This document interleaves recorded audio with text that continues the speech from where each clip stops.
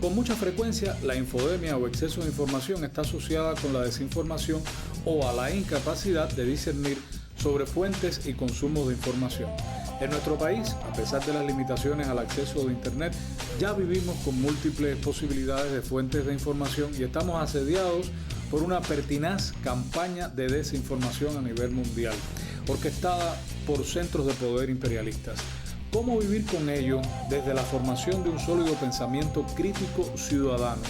Sobre este tema, o para hablar de este tema, hemos invitado a Gustavo Arcos, profesor del Instituto Superior de Arte, a la socióloga Zulema Samuel y al especialista de la UNICEF, Manuel Alejandro Romero. Bienvenidos todos al Triángulo de la Confianza.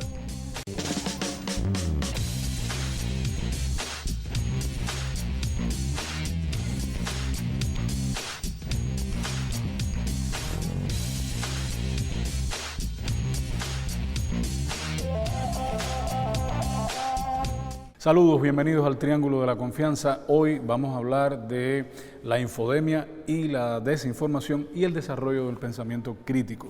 Bienvenidos mis invitados al Triángulo de la Confianza. Gracias por el tiempo que nos están dedicando. Quería ir directo a una suerte o a una aproximación de conceptualización o idea. ¿Qué entienden ustedes por infodemia?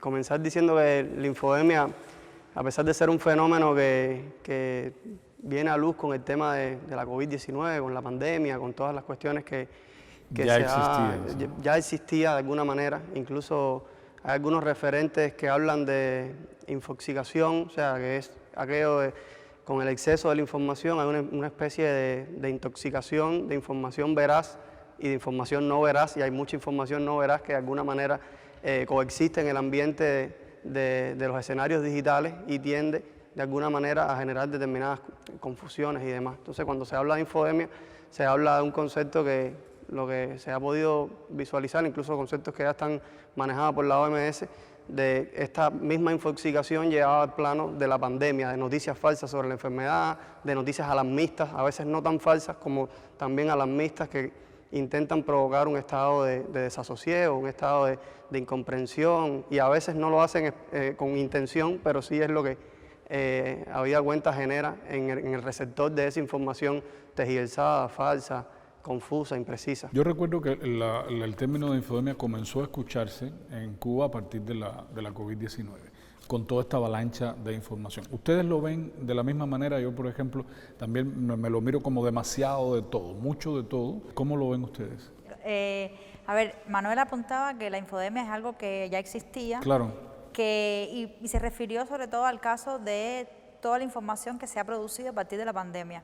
Y yo creo que la pandemia de la COVID-19 también ha influido en este tema de la infodemia por el uso, desuso y mal uso y sobreuso que hemos hecho de los espacios digitales.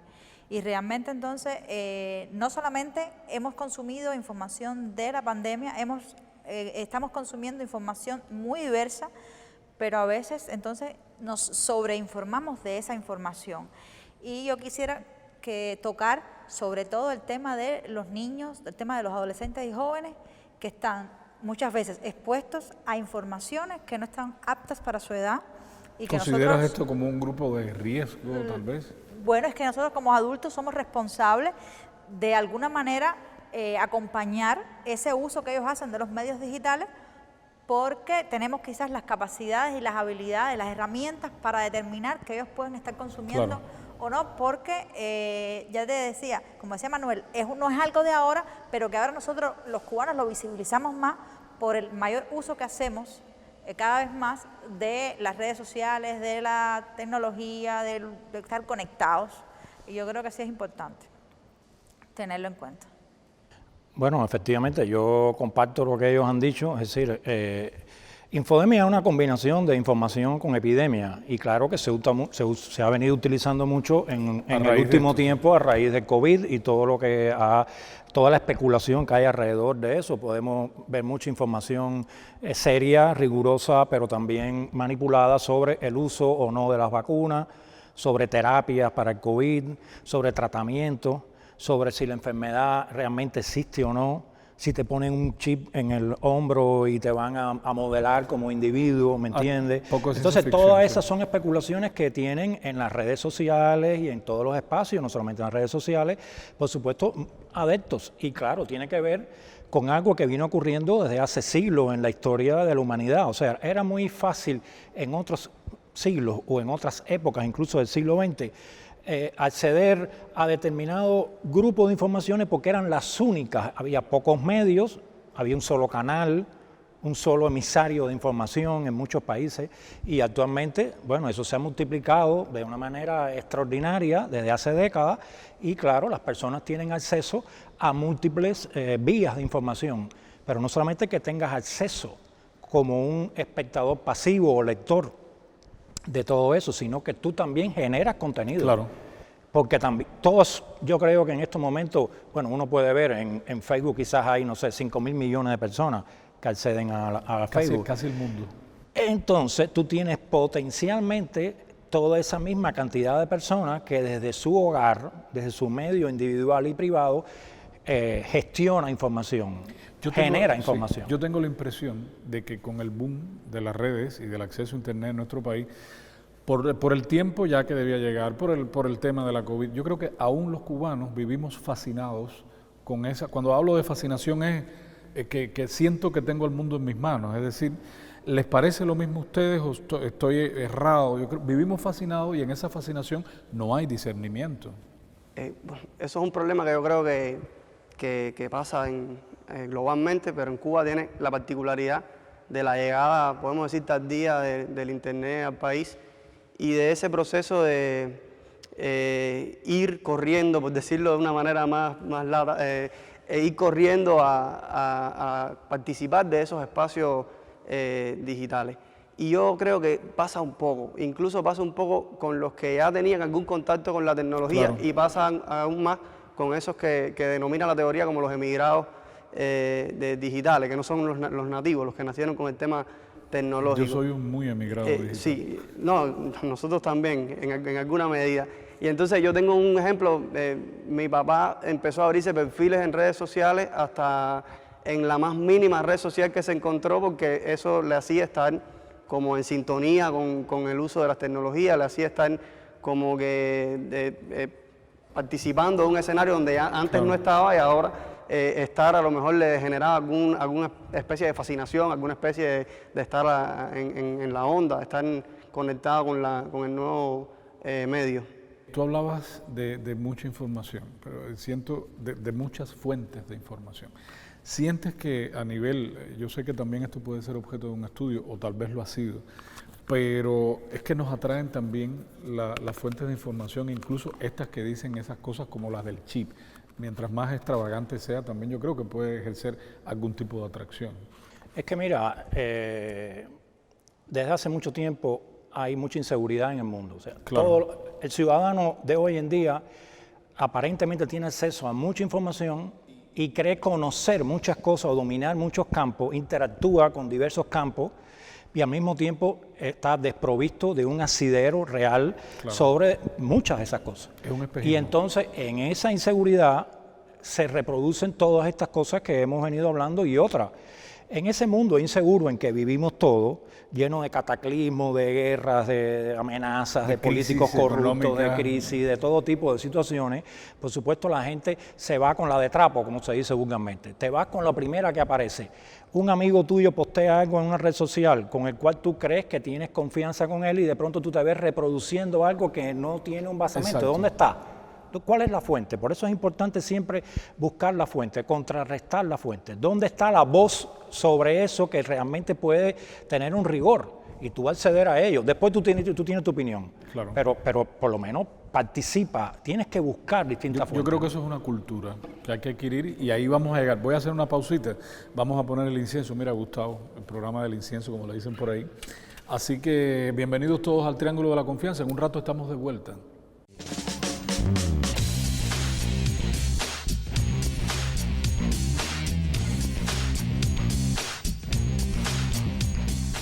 Y seguimos hablando en el Triángulo de la Confianza sobre infodemia y desinformación y la mirada crítica que pudiéramos implementar en estos procesos. Ahorita yo te preguntaba si los más jóvenes, las niñas, los niños, los adolescentes eran los más vulnerables. Tú que tienes la experiencia como madre, si es que lo logras, ¿cómo logras controlar o regular eso a nivel en el hogar?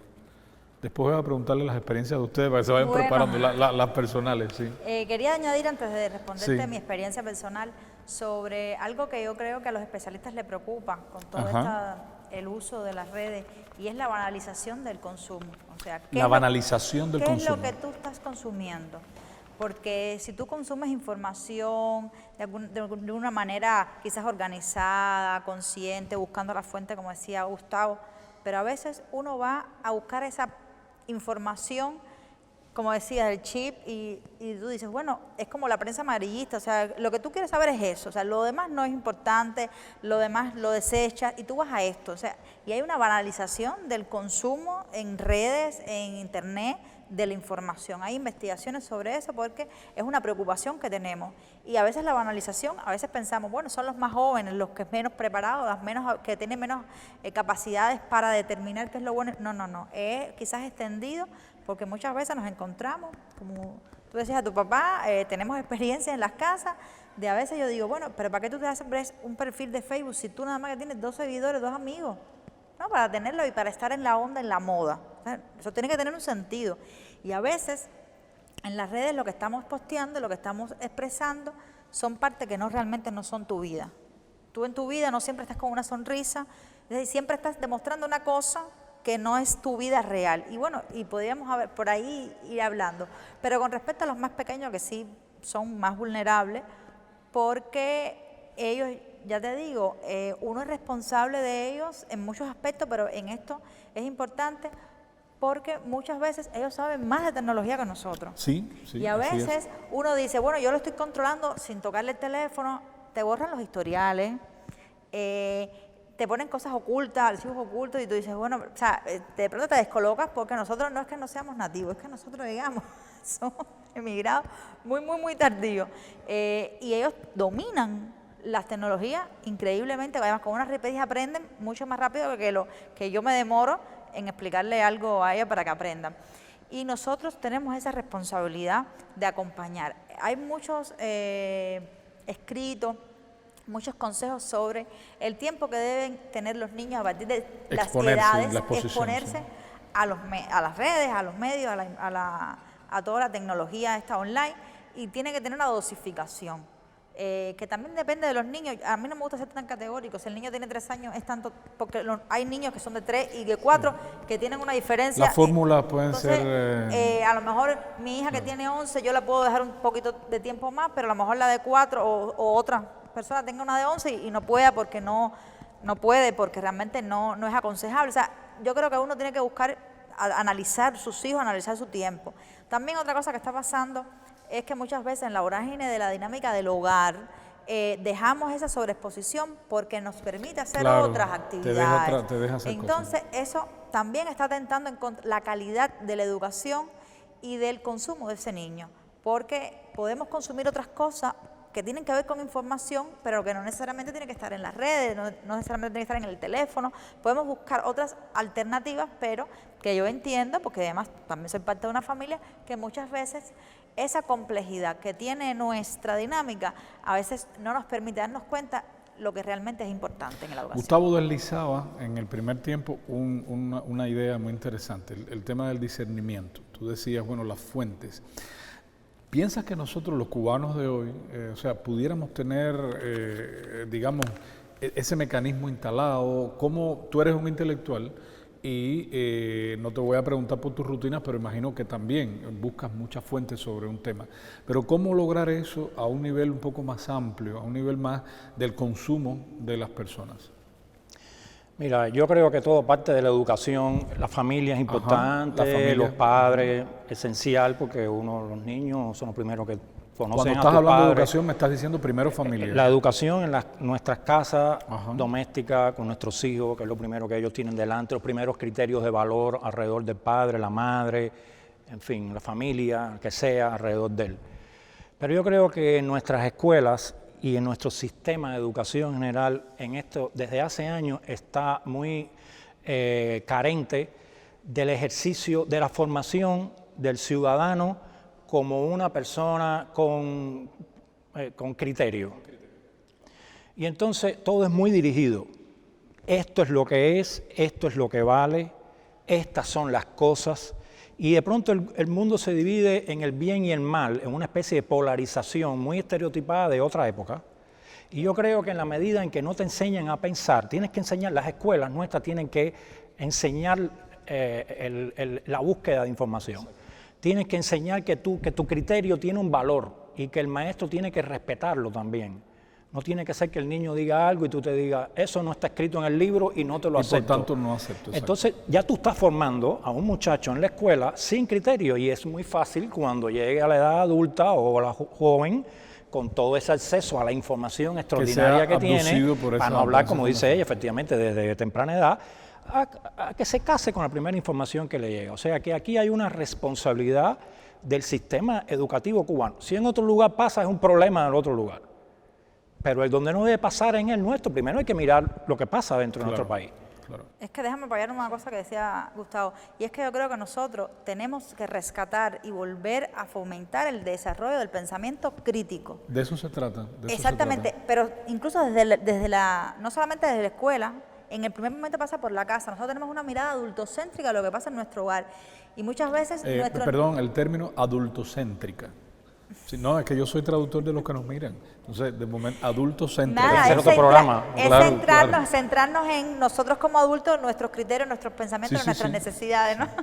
Realmente lo tenemos desde el hogar y eso pasa en las escuelas. Y pasa también lo que decía Gustavo, pasa porque no tenemos una diversidad de pensamiento de que el muchacho pueda exponer lo que piensa, que sus tenga otras opciones, fuentes exactamente. Y decir, bueno, como a veces nosotros los profesores universitarios decimos, no estoy de acuerdo con lo que estás diciendo, pero me lo estás fundamentando, válido. Exactamente.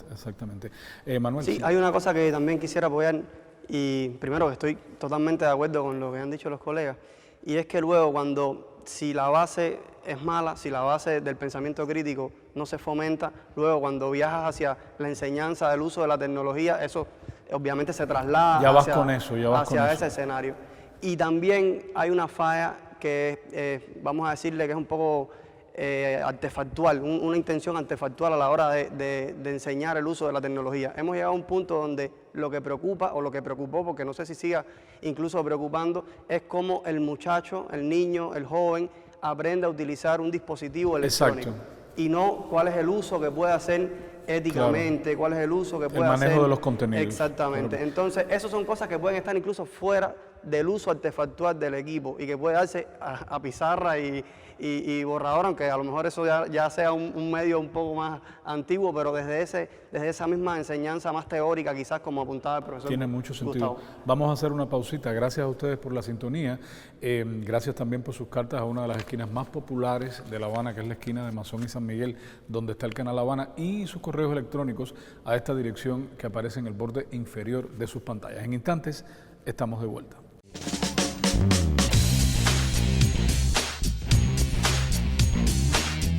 Y seguimos hablando en el triángulo de la confianza de infodemia y desinformación. ¿Cómo lidiaste con el tema de tu papá y el superuso que le estaba dando a Bueno, las redes? Me preguntaba cada rato, oye, incluso hay una frase que utilizo en las clases en la universidad sobre el uso excesivo de las redes sociales, y es que un día él me dice, pues, le dije, ¿tienes Instagram? Sí, tengo Instagram, y tengo Tantan. Y yo, Tantan, ¿qué es Tantan? Y bueno, era una red social efectivamente que ni yo conocía y que ella tenía un perfil hecho. Y lo propio me pasó con mi hija, tengo una hija de 10 años y de repente encuentro que tiene un perfil en una red social que se llama Likey, que es para subir videos. Y eso también de primera impacto me causó mucha preocupación, ¿no? Para revisar un poco todo lo que apuntaba la colega acá, los contenidos, qué era lo que estaba consumiendo, esa preocupación que tenemos los padres cuando vemos que nuestros hijos están expuestos a este escenario digital que es bastante riesgoso, ¿no? Por todas las características que tiene. ¿Son conscientes ustedes del tiempo que pasan expuestos a las redes, ahora como adultos? Sí, ¿Cuántas horas tú pasas, por ejemplo? Bueno, no sé, 14 horas. 14 horas. 12 horas. 12 horas. Pero mira, yo te quería decir una cosa. Sí. Es decir, yo creo que hay, por supuesto, todo tipo de opinión, las personas pueden tener todo tipo de criterios sobre las redes, sobre lo que estamos hablando, la infodemia, sobre el COVID, sobre la educación de los hijos. O sea, vas a ver tantas opiniones como personas hay en el mundo. Y al mismo tiempo yo soy una persona que no le tengo temor a las redes ni a ninguno de estos espacios. Yo creo que en definitiva todo parte, vuelvo al inicio, de la educación y la cultura que tú tengas. Yo puedo entrar ahora mismo a cualquier página que se promueva la violencia, el uso de armas o algún tipo de cuestión negativa que alguien pueda entender, ¿me entiendes? Y yo puedo entrar y salir y mantener la distancia de ese ¿Sabes espacio. mantener la distancia? Sí. O sea, porque yo creo haber tenido una educación en mi país, en los años 70 y 80, que me sostiene ese tipo de diálogo y de entrar y salir a todos los sitios, no importa por lo perverso que pueda ser, porque el concepto de maldad, perversidad, también es discutible desde mi punto de vista. Y lo que funciona mal en una época, en otra no es, y lo que parece perverso para una familia, una comunidad o una cultura, no lo es para otra. Entonces yo creo que hay que acceder a la mayor cantidad de información. Yo creo en eso, en cotejar la información, en tener todos los puntos de vista, en no guiarme apasionadamente por lo que me dice alguien en la televisión, sea la nuestra o la de otro país, o que lea en un órgano de prensa. Y en ese sentido, yo creo que la preocupación mía está en que conozco, porque yo tengo un hijo de 25 años, y conozco cómo se ha ido desarrollando nuestro propio sistema educativo en los últimos años, y en el mundo entero también cuál es el problema que está agobiando a las jóvenes generaciones, a las nuevas generaciones, que es un poco lo que estamos hablando. Y entonces, claro, efectivamente, yo creo que hay que tener una educación más sólida. El ejercicio crítico no puede faltar, y que los estudiantes tengan delante de sí en los libros de historia, en los libros de cívica, en los libros de filosofía y en los libros de geografía, de lo que sea, en lo que estén estudiando, un espectro amplio, que tengan posibilidad de consultar. En la Universidad de las Artes, donde tú también has impartido clases, porque fuimos colegas de la Facultad de Medios, tú sabes que perfectamente te encuentras a muchachos que dicen, no, yo no necesito acceder a la información, porque ya yo sé manejar una cámara, yo sé editar, yo sé... No es perdóname, y lo más curioso que todos te dicen, mi criterio de valor es tal director, y tú le dices, espérate un momentico, Orson Welles, antes de hacer su película, tiene detrás 10 obras de teatro, tiene el estudio, ¿me entiendes?, de toda una cultura norteamericana y universal. Él no hace Ciudadano Kane porque se levantó por la mañana, se tiró y decidió hacer Ciudadano Kane. Como mismo te puede ser de Gutiérrez Alea, que tiene una formación intelectual detrás. Entonces yo creo que es importante que los jóvenes entiendan que esa conocimiento te puede ser válido para la vida. Los referentes. ¿Me entiendes? Los referentes, lo otro es saber colegiar las cosas, porque a veces tú tienes muchos referentes, pero no sabes qué hacer con ellos. No sabes qué hacer con ellos. Relacionar las cosas. Pensamiento crítico. Y de paso te voy a invitar a hacer un tema de pensamiento crítico. Eso no lo estamos debiendo hace rato. ¿Cómo colegiar eso desde nuestro quehacer cotidiano? Es verdad que ustedes son profesores y tienen otras herramientas pero a nivel social, ¿cómo empezar a contribuir con eso? ¿Cómo hacer pequeñas acciones que terminen en acciones más grandes? Yo creo que primero que tiene que haber una voluntad a nivel de país para hacer eso.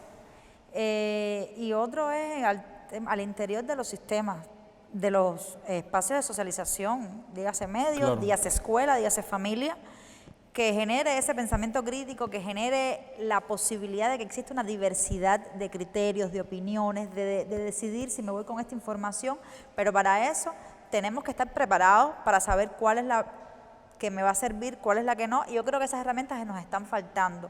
O sea, muchas veces cuando nosotros llegamos a la universidad como estudiantes, a veces nos choca, como nos chocó en algún momento cuando fuimos ya a empezar a ser estudiantes en la universidad, porque no era igual el sistema. Yo decía, pero ¿cómo la profesora me va a decir que lo busque en muchos libros? No sé, que tiene que haber un libro de texto. Yo tengo que exponerle... Venías con lo que estaba diciendo Gustavo. Yo creo que tenemos que fomentar eso que de pronto si hay una pluralidad más. Pero eso se fomenta desde edades muy tempranas. ¿Sí? Para mí desde la casa. Claro, y desde el hogar, exactamente.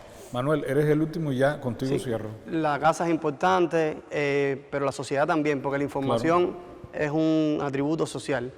y también, como todo lo social, está regido de alguna manera por el elemento políticas en sentido general, no vamos a hablar de una sola, también políticas públicas que fomenten el correcto uso del Internet, no solo el correcto, sino que propicien la generación de instituciones, claro, que irradien hacia todos los niveles la posibilidad también de cambiar un poco esta perspectiva y de cómo miramos la información, que es un recurso y es uno de los recursos más nobles que existen en la vida, porque es muy fácil de manipular. Claro que y en la medida que le demos herramientas a las personas para que sepan discernir y desarrollen un pensamiento crítico, será mucho más efectivo desde las políticas hasta... Seremos mejores ciudadanos también. Seguro. Muchísimas gracias a ustedes por su tiempo, gracias a ustedes por la sintonía. Recuerden que nos vemos la próxima semana por este mismo canal y recuerde bien que en La Confianza siempre nacen las buenas preguntas. Hasta entonces.